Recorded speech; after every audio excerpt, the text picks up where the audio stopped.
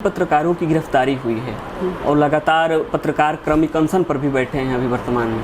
क्या इस पे क्या कार्रवाई चल रही है? निवर्तमान प्रतिपक्ष दल के नेता के सामने चुनाव लड़ना और चुनाव जीतना कितना चुनौतीपूर्ण था? पूरे बलिया की जनता को कहीं ना कहीं आशा और विश्वास था कि केतकी जी को मंत्रिमंडल में शामिल किया जाएगा, लेकिन ऐसा हो नहीं पाया। नमस्कार, मैं हूं निर्भय और आप देख रहे हैं बलिया की बात। बलिया की बात की खास पेशकश इनसे मिलिए कार्यक्रम में आज हमारे साथ हैं बांसडीह विधानसभा क्षेत्र से नवनिर्वाचित विधायक केतकी सिंह जी। केतकी जी, बलिया की बात में आपका स्वागत है और जीत की बहुत बहुत बधाई। धन्यवाद आपको। सबसे पहले तो केतकी जी, हम आपसे जानना चाहेंगे कि एक महिला नेता होने के साथ साथ उत्तर प्रदेश के निवर्तमान प्रतिपक्ष दल के नेता के सामने चुनाव लड़ना और चुनाव जीतना कितना चुनौतीपूर्ण था? मुझे तो कोई चुनौती ही नहीं महसूस हुई। जब लोग बार बार कहते हैं इतने बड़े नेता, तो मुझे आश्चर्य होता है कि बड़े किस बात के। जो व्यक्ति 8 बार विधायक रह के हर सरकार में, जब भी उनकी सरकार बनी, उसमें सबसे अच्छे मंत्रालयों के पद को सुशोभित करके जी, जब सरकार नहीं है तो नेता प्रतिपक्ष के पद को सुशोभित करके भी जो अपने क्षेत्र में आज तक बुनियादी सुविधाएं उपलब्ध नहीं करा पाए, वो ताकतवर और बाहुबली कैसे हो सकते? मैंने उनको कभी कोई चुनौती समझा ही नहीं।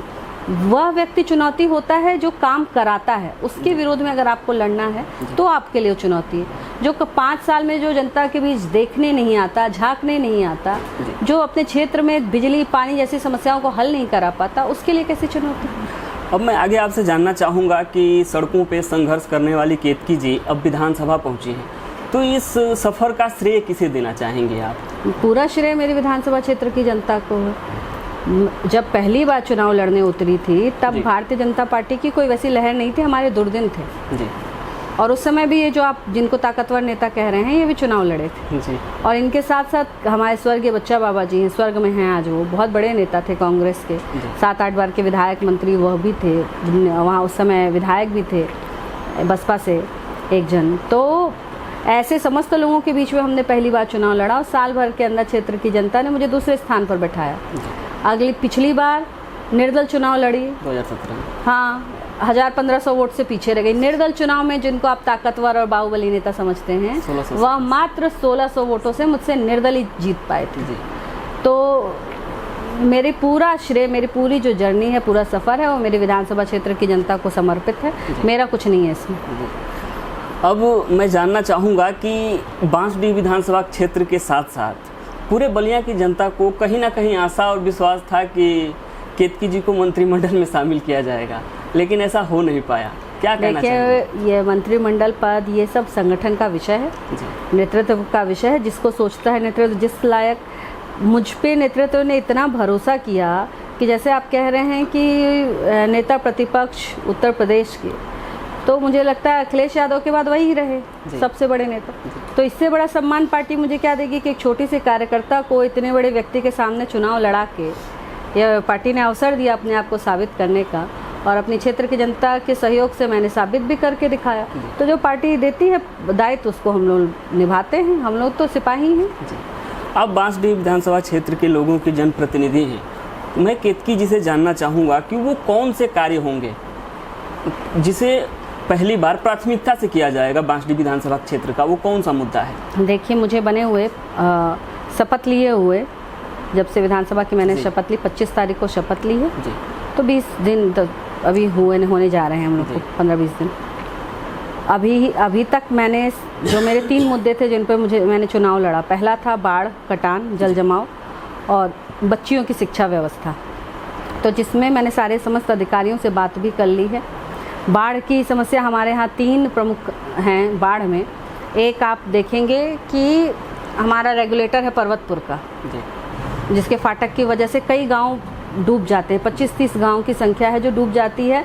3 साल से वहाँ धान की खेती नहीं हुई, वह समस्या प्रमुख है। दूसरा है हमारा चांदपुर, नई बस्ती, पुरानी बस्ती और महाराजपुर, वह कटान में डूबने वाला है, उसके लिए मैंने लोगों को लगा दिया है। और तीसरा है आपका खादीपुर गाँव की तरफ। तो उस NH पे मैंने काम लगवाना शुरू करवाने वाली हूँ। तो ये 3 समस्याएं हैं। चौथी जो है बच्चियों की शिक्षा के लिए, तो मैंने कल BDO की भी मीटिंग की थी। सबसे कहा है कि आप ज़मीन कोई भी ऐसी खोज कर दियर में विशेषकर लेकर आएँ, क्योंकि शहर की बच्चियाँ तो आके पढ़ ले रही हैं पर गाँव देहात की बच्चियों को प्रॉपर शिक्षा नहीं मिल रही।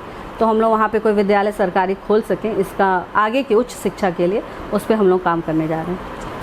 अभी एक मामला तूल पकड़ा हुआ है बलिया में, पेपर लीक प्रकरण वाला, जिसमें 3 पत्रकारों की गिरफ्तारी हुई है और लगातार पत्रकार क्रमिक अनशन पर भी बैठे हैं अभी वर्तमान में। क्या इस पे क्या कार्रवाई चल रही है? देखिए, चाहे नेता हो, पत्रकार हो, बेरोजगार हो, रोजगार हो, कोई भी हो जी, यह सरकार ज़ीरो टॉलरेंस की पॉलिसी पे चल रही है। गलत के साथ ज़ीरो टॉलरेंस। पेपर लीक सिर्फ ये नहीं था कि कोई पेपर लीक हो गया, पूरे उत्तर प्रदेश के भविष्य के साथ ये खिलवाड़ है। बच्चा आज का बच्चा पढ़ेगा लिखेगा मजबूत बनेगा तो कल को सही समाज बनाएगा। हम स्वस्थ समाज में रहने की, शिक्षित समाज में रहने की बात कर रहे हैं। तो जो बच्चों के भविष्य के साथ खिलवाड़ करेगा उसके ऊपर तो कार्रवाई बिल्कुल निश्चित तौर पे होनी चाहिए।